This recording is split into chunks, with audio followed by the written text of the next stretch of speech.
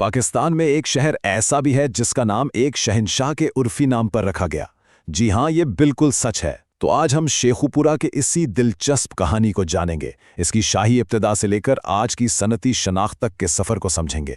اچھا، کبھی یہ خیال آیا ہے کہ آخر کسی شہر کا نام رکھا کیسے جاتا ہے؟ تو ایک شہر کے لیے اس کا جواب ہے ایک شہنشاہ کا پیار بھرا نام، اور وہ شہر ہے شیخو پورہ۔ آئیے اس کی منفرد تاریخ میں ذرا گہرائی میں چلتے ہیں۔ تو کہانی شروع ہوتی ہے یہاں سے، شہنشاہ کا وہ پیار بھرا نام اور اس شہر کی مغل بنیادیں۔ شیخو پورہ کا نام شیخو سے نکلا ہے۔ اب سوال یہ ہے کہ شیخو کون تھے؟ یہ مغل شہنشاہ جہانگیر کا عرفی نام تھا، جو ان کی والدہ انہیں پیار سے پکارتی تھیں، اور پھر خود جہانگیر نے 1607 میں اس شہر کی بنیاد رکھی۔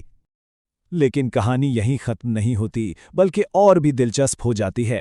یہ شہر ایک شاہی شکارگاہ کے قریب بسایا گیا تھا، اور تو اور شہنشاہ نے اپنے پسندیدہ پالتو ہرن منسے راج کی یاد میں ایک یادگار بھی بنوائی، جسے آج ہم اور آپ ہرن مینار کے نام سے جانتے ہیں۔ شہر کی بنیاد تو رکھ دی گئی، لیکن اس کے بعد کیا ہوا؟ آئیے اب اس کے ہنگامہ خیز تاریخی سفر پر ایک نظر ڈالتے ہیں، یعنی مغل دور سے لے کر ایک جدید ریاست بننے تک۔ یہ ٹائم لائن ہمیں شہر کی تاریخ کے بڑے موڑ دکھاتی ہے۔ 1607 میں مغلوں نے شیخو پورہ قلعے کی بنیاد رکھی، پھر 18ویں صدی میں سکھ حکومت کا دور آیا اور کچھ عرصے کے لیے اس شہر کو سنگھ پوریا بھی کہا گیا۔ 1919 میں برطانوی راج نے اسے باقاعدہ ضلع کا درجہ دیا، اور پھر آیا 1947 تقسیم کا وقت، جب شدید فرقہ وارانہ تشدد کے بعد یہ شہر پاکستان کا حصہ بنا۔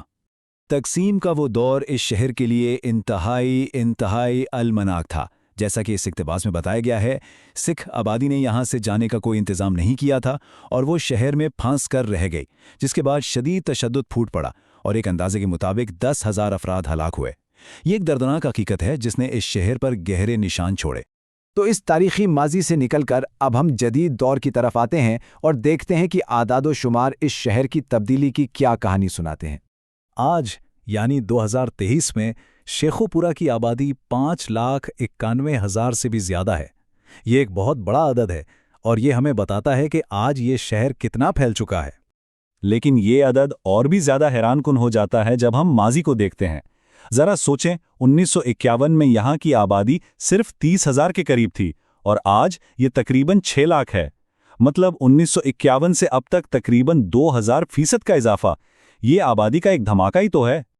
اچھا، تو اس بڑھتی ہوئی آبادی کی ثقافت کیسی ہے؟ یہ چارٹ ہمیں شہر میں بولی جانے والی زبانوں کے بارے میں بتاتا ہے۔ کوئی حیرانی کی بات نہیں کہ 89% لوگ پنجابی بولتے ہیں، اس کے بعد تقریباً 10% اردو بولنے والے ہیں، اور باقی کچھ دوسری زبانیں۔ لیکن جب ترقی اتنی تیز ہو تو اپنے ساتھ کچھ مسائل بھی لاتی ہے۔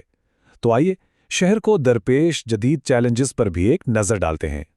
دیکھیں، اس تیز رفتار ترقی نے شیخو پورہ کو ایک بڑا صنعتی مرکز تو بنا دیا ہے، لیکن اس کی وجہ سے شہر کی بنیادی سہولیات پر بہت زیادہ دباؤ بھی پڑا ہے۔ یوں سمجھیں کہ آبادی اور صنعتیں تو بڑھ گئیں، لیکن انفراسٹرکچر پیچھے رہ گیا۔ اور اس دباؤ کے نتیجے میں بڑے مسائل پیدا ہوئے ہیں۔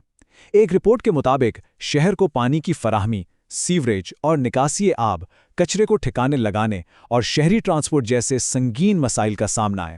تو ان چیلنجز کا حل کیا ہے؟ اب ہم اپنی توجہ شہر کے مستقبل اور اس کے صنعتی ویژن کی طرف کرتے ہیں۔ یہ سمجھنا بہت ضروری ہے کہ شیخو پورہ اب صرف ایک تاریخی یا پرہجوم شہر نہیں رہا، بلکہ اسے لاہور کے ایک اہم سیٹلائٹ ٹاؤن اور پورے خطے کے لیے ایک منصوبہ بند صنعتی انجن کے طور پر دیکھا جا رہا ہے۔ اور اس مستقبل کی بنیاد رکھی جا رہی ہے کچھ بہت بڑے منصوبوں پر، جیسے کہ قائد اعظم بزنس پارک، جسے ایک خصوصی اقتصادی زون یعنی اسپیشل اکنامک زون کا درجہ دیا گیا ہے، اور دوسرا ہے رچنا انڈسٹریل پارک۔ یہی منصوبے اس کی آنے والی معاشی ترقی کی بنیاد ہیں۔ اور آخر میں ایک سوال جو سوچنے پہ مجبور کرتا ہے، کیا کسی شہر کا مستقبل بھی اتنا ہی شاندار ہو سکتا ہے جتنا اس کا ماضی تھا؟ یہ سوال شیخو پورہ کی جدید امنگوں کو سیدھا اس کی منفرد شاہی وراثت سے جوڑتا ہے، اور ہمیں اس کے جاری سفر پر غور کرنے کی دعوت دیتا ہے۔